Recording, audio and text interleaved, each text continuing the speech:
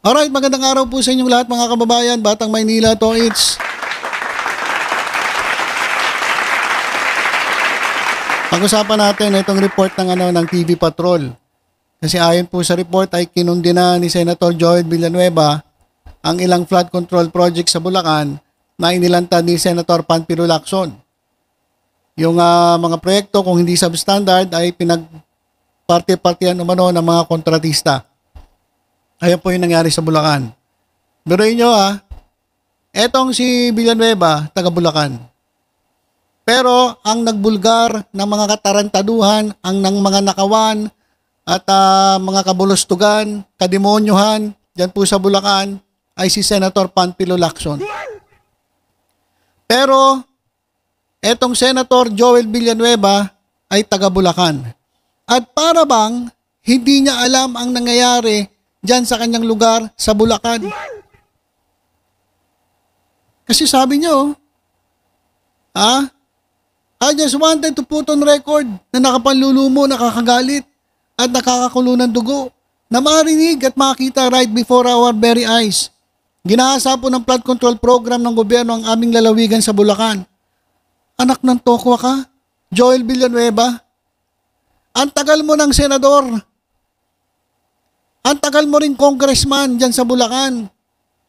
Huwag mo sasabihin sa amin na hindi mo alam yung nangyayari sa iyong lugar dyan sa Bulacan. Kung nanlulumo ka, mas lalo kami nanlulumo. At kung nagagalit ka, mas lalo kaming nagagalit. At kung nakakakulo ng dugo, mas lalong kumukulo ang dugo namin sa'yo. Kasi para bang di mo alam yung nangyayari sa bayan mo, sa Bulacan. Ang tagal mo nakaupo dyan sa gobyerno. Meron ka mga flood control projects, meron ka mga may mga budget ka para doon. Tapos sasabihin mo, na para bang ngayon mo lang nakita, ngayon mo lang narinig yung nangyayari dyan sa iyong lugar, sa Bulacan. Naniniwala pa ba kayo rito, ni Joel Villanueva? Ako mga kababayan, hindi na ako naniniwala dito. Dati naniniwala ako sa JIL. Nakikinig ako dyan sa programa nila nung nagsasalita si Eddie Villanueva. Nangangaral sila ng salita ng Diyos. Naniniwala po ako dyan. Nanonood ako. Pero nung itong si Joel Villanueva ay pumasok na po sa politika, tinigilan ko na po yan. Lalong-lalo na nung ito inasangkot sa pork barrel. Yan po sa iskandalo ng pork barrel. Pero mo, anak ka ng pastor. Meron kayong sekta, nangangaral kayo diyan sa iba't ibang lugar sa Pilipinas. Di mas lalo na sa Bulacan, baka pinakamarami kayong membro taga Bulacan. So imposible na hindi mo alam yung nangyayari diyan sa inyong lugar. So napaka-plastic, sabi nga, may nabasa nga ako rito, banal na aso tong hayop na to Sabi nga, bula ang propeta Ayan, nababasa ko lang, basahin natin, Ito, isa sa mga komento. Magpaliwanag ka sa Barangay Boy Dila. Iyan ang napala mo, mga taga Bulacan, nakita ninyo ang kababayan ninyo na si Boy Dila. Mag-isip-isip kayo, ninanakaw niya ang perang para sa inyo, sa inyong bayan, kaya puro baha dyan. O sus, kunwari pa, baka kasama ka rin sa naambunan. Ano pa nga ba? There is a big possibility of connivance prior to the insertion of budget. Investigation must start from the budget appropriation. Doon po sa insertion ni Chis Escudero na 142 billion pesos. Ang pinakamalaking pakinabang doon sa budget na yon ay etong Bulacan, etong si Joel Villanueva. Kaya Mr. Villanueva, wag kami. Iba na lang ang lokohin mo. Kung kaya mo lokohin yung mga miyembro mo dyan sa JIL, sa Joel is Lord, wag kami. Kung ako sa mga miyembro ng JIL, mag-isip-isip kayo mga kababayan. Mag-isip-isip kayo. Niloloko na po kayo ng ng pastor ninyo dyan. Niloloko paanong niloloko? Nagsasalita siya ng salita ng Diyos sa inyo, nangangaral, pero hindi niya ipinamumuhay. no, halos lahat naman basahin ninyo. Sana sinubaybayan mo din habang ginagawa ang mga flood control sa bayan mo. Kung kailan nagalit ang presidente at saka kayo walang tigil sa kakasalita, sa palagay ko ay malaki rin ang pagkukulang ninyo. Guys, imposibleng hindi nila alam yan. Alam nila yan. Imposibleng hindi nila alam yan. Baka nga nakinabang pa tong hinayupak na to Ha? Basahin ko to. Parang sinabi mo lang, highlight ka. Parang sinabi mo lang, Sen, hindi ko alam ang tunay na nangyayari sa loob ng aking pamamahay. Taga Bulacan kayo at yan ang baluarte mo. Kahit kami mga karaniwang mamamayang Pilipino ay galit na galit. Nakakalungkot na nakapanlulo mo na itanong kung may pag-asa pa ba ang Pilipinas. Imposibleng hindi mo alam yan, Joel Villanueva. Imposibleng hindi mo alam nangyayari dyan. At kung magsalita ka, akala mo inosente ka. Basahin ko lang to bago. Paparinig ko sa inyo yung sinabi niya. At tingnan nyo yung salita niya kung maniniwala pa kayo. Kasi ako, alam mo, sa totoo lang, tingin ko rito, sinungaling. Opinion ko yan. Nararamdaman ko yan, nakikita ko sa kanya. Napakasinungaling na tao. Huwag ka na magmalinis kahit ambon lang ang ulan sa Bulacan, bumabaha na tapos ngayon ka lang manlulumo. Hindi mo ba nakikita ang mga kababayan mo sa Bulacan na lubog sa baha? O wala ka talagang pakialam sa mga kababayan? Pinabayaan mo, naghihirap ang buhay nila sa baha. Dapat sa'yo ilagay ka sa drum na puno ng tubig at takpan. Pastor, panaman din ang tatay mo. Hindi ka man lang naturuan na bawal magnakaw, nakapanggigigil ka rin. Sino ngayon ang sisihin mo? Di po ba dapat sarili mo, isa kang senador, wala kang ginawa? Dinadaan-daanan mo lang ang mga tao sa Bulacan na lubog sa baha. Kapal mo, Joel, o hashtag Senator Joel Villanueva, ang kapal mo daw. Putik tong... Kala ko si Pastor Kibuloy lang ang bulaang propeta Ito, bulaang propeta rin pala to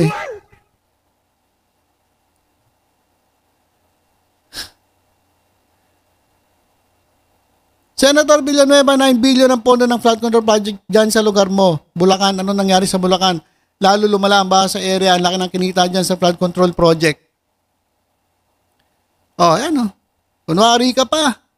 Host talaga. Host talaga. Hindi na naniniwala sa iyo ang taong bayan, Joel Villanueva. Hindi na naniniwala sa iyo ang taong bayan. Kayo mga taga Bulacan, naniniwala ba kayo rito? Sa senator ninyo? Kung magsalita, parang hindi niya alam yung nangyayari. Kung hindi mo alam ang nangyayari sa Bulacan, lumayas ka dyan sa Senado, wala kang silbi dyan. Anong ginagawa mo dyan? Diba? Kung hindi mo kayang bantayan yung mga nangyayari dyan sa lugar mo, lumayas ka dyan. Wala kang silbi. Buti pa si Senator Lacson, nakita yung mga katarantaduhan, mga pagnanakaw dyan sa lugar mo. Ikaw, hindi mo alam? Naknantokwa ka. Kaya sabi ko, napakasinungaling nito. Nakakagalit. Sabi niya, nakapanlulumo. Puti ka. Nalulumo talaga kami, nagagalit kami. At kumukulo na dugo namin sa'yo. Kung magsalita ka dyan sa Senado, kala mo kung sino ka, yung pala, wala kang alam sa nangyayari dyan sa sa lugar mo. Wala ka ba talagang alam? Bulag ka ba? O nagbubulag-bulagan? O tinatakpan mo ang sarili mo? Pinagtatakpan mo sarili mo dahil alam mo sa sarili mo, Joel Villanueva, na may kinalaman ka rin dyan. Hindi ka ba tumanggap ng SOP? Hindi ka nakinabang sa for the boys? Wala kang kinita dyan kahit 5, Joel Villanueva, sa mga flood control dyan sa Bulacan. Okay lang sana kung nakinabang talaga tao Okay lang sana kung nasolusyonan Kaso walang solusyon Ang hina-hina ng ulan, baha lagi dyan sa Bulacan. Tapos para kang tanga, sasabihin mo, ay, ganito pala nangyayari sa Bulacan? Hindi ko alam. Putik.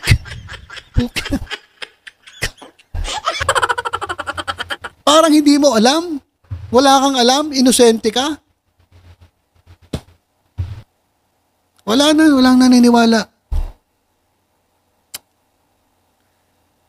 Pakinggan ninyo mga kababayan ha. Ito po yun niya sa Senado. Pagkatapos magsalita ng Senator Ping Lacson, nagsalita po itong bulaang propeta. Etong si Joel is Lord, mga kababayan. Yung JIL, hindi na Jesus is Lord yan. Joel is Lord na yan. Kasi feeling niya, sobrang bait niya, sobrang banal niya. Sabi nga nung isang nabasa kong comment, ito pala ay banal na aso. Pasensya ka na po, sir. Pero yan ang sinasabi ng taong bayan sa'yo. Ewan ko kung may konsensya ka pa. Siguro naman may takot ka sa Diyos. Kasi yun ang pinapangaral nyo eh. Siguro naman may takot ka sa Diyos. Alam mo sa sarili mo kung nakinabang ka o hindi. Alam mo ang kaparusahan ng Diyos sa mga magnanakaw. Nagnakaw na perwisyo pa yung inyong mga kababayan. Alam mo ang kaparusahan yan, Joel Villanueva. Dahil pinapangaral nyo yan. Tapos parang wala kang alam, hindi mo alam ang nangyayari dyan sa Bulacan. Ito mga kababayan, pakinggan natin si Senator Ping Lacson. At pagkatapos magsasalita po, etong bulaang propeta. When few good officials or regretful men are willing to speak truth to power, they must be heard. They must be seen. They must be protected. The depth of corruption has become so overwhelming that it drowns us in our sad reality.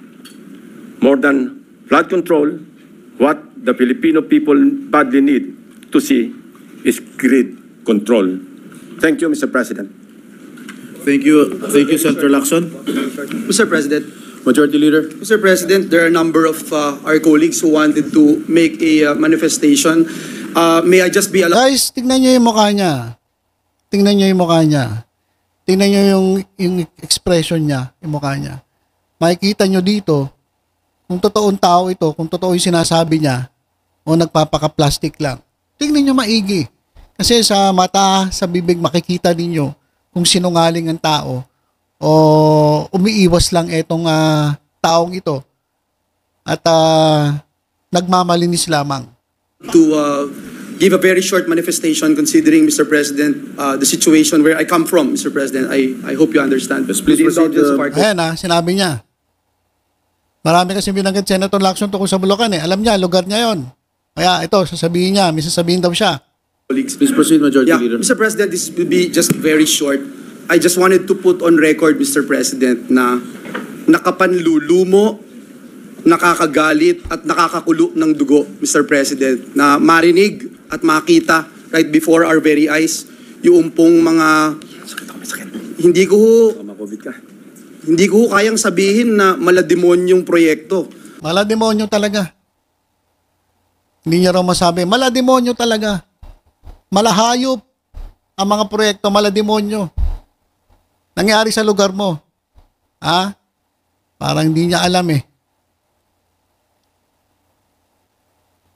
Dahil sabi nga ho ni Senator Lacson, guni-guni hindi na makita. Ito mga kababayan, tingnan nyo.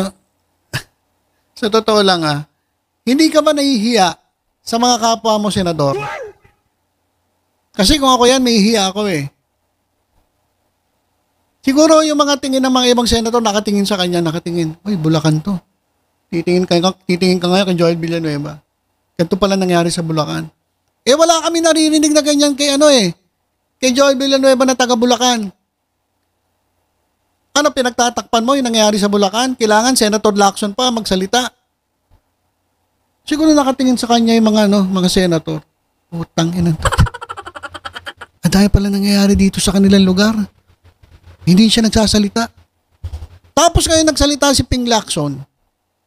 Sasabihin niya na lulumo siya, nagagalit siya. Ano ka, plastic? Siguro ito po yung dahilan kung bakit for the past 3 years, siguro naiintindihan na ako ni Senator Bato, ni Senator JV, the past 3 years, bakit ako nang gagalaite? 3 taon ko na po itong sinasabi, itong mga kalokohan sa flood control program. Mr. President. Oy, wala kang sinasabi. Yung pinakita mo sa video nung nakaraan, nagagalit ka kasi hindi inumpisahan yung flood control. Pero wala kang ibinulgar na anomalya sa flood control projects dyan sa Bulacan. Ano inilabas mong mga anomalyang flood control projects sa Bulacan?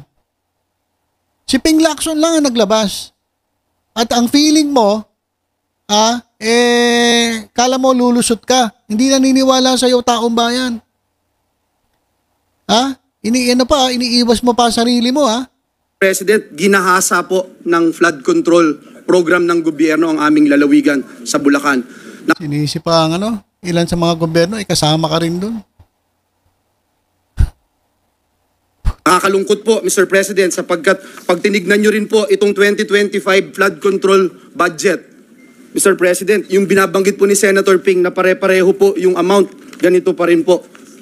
Total of 14 billion sa lalawigan ng Bulacan.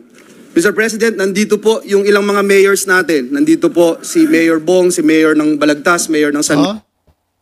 Natatawa lang si Tito Sen sa'yo. Natatawa lang si Tito Sen sa'yo eh. Dahil yung sinasabi mo, parang walang naniniwala sa'yo, Brad. Miguel Bulacan. Nandito po sila para suportahan ang Senado, para magkaroon ng no nonsense, no secret cows, Mr. President, na investigasyon at masiguro na magkaroon ng hustisya ang aming minamahal na lalawigan. Mr. President, gusto ko lang... Minamahal mo pa lalawigan mo, Ngayon nga lang namin nalaman yan. Tagal mo ng senador, taga Bulacan ka, hindi mo sinasabi. Sabi mo, minamahal mo ba ang lugar mong Bulacan? Puta na. Nakakagalit, mga kababayan, nakapanggigigil. Kumukulo talaga dugo ko dito kay Joel Islord eh.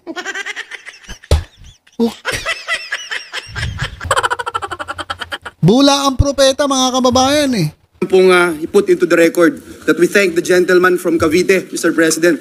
We have been looking forward to seeing him here in the Senate dahil alam natin, Mr. President, may mangyayari na dito sa ating ginagawang investigasyon at mapapanagot ang dapat mapanagot. And again, I appeal to the members of this August Chamber to help not only our great province of Bulacan but also all provinces in the Philippines. Maraming salamat, Ginoong Pangulo. May I give the floor to our minority leader who is seeking the floor, Mr. President. Thank you, Majority Leader. Hindi, dapat talaga managot to, Joel Villanueva. Pag inimbestigahan, imposibleng walang kinalaman to. Imposible yan. Alam mo yan, Joel Villanueva. Huwag ka na magmalinis. Imposible na hindi mo alam yan, senador ka. Senador ka. Hindi mo alam nangyayari. Taga Cavite pa, yung nakadiskubre. Diyan sa nangyari sa Bulacan.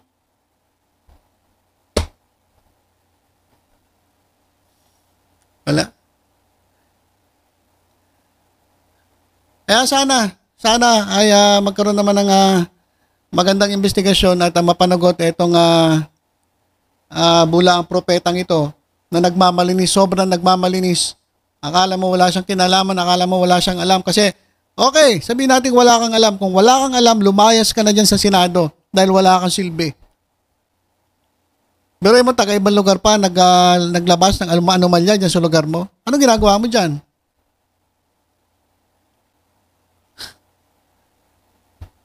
Yun lang, mga kababayan. Abangan natin yung mangyayaring mga investigasyon. Abangan natin kung lalabas ang pangalan ni Joel Villanueva. Kasi sa tingin ko mga kababayan, imposible na hindi maisama ang kanyang pangalan dyan po sa investigasyon, dyan po sa mga anomalya ng flood control projects, dyan po sa kanilang lugar sa Bulacan. So, yun lang po muna mga kababayan. Tutok-tutok lang po dito sa Batang Maynila. To sa iba pang updates. Ingat po tayong lahat. God bless po.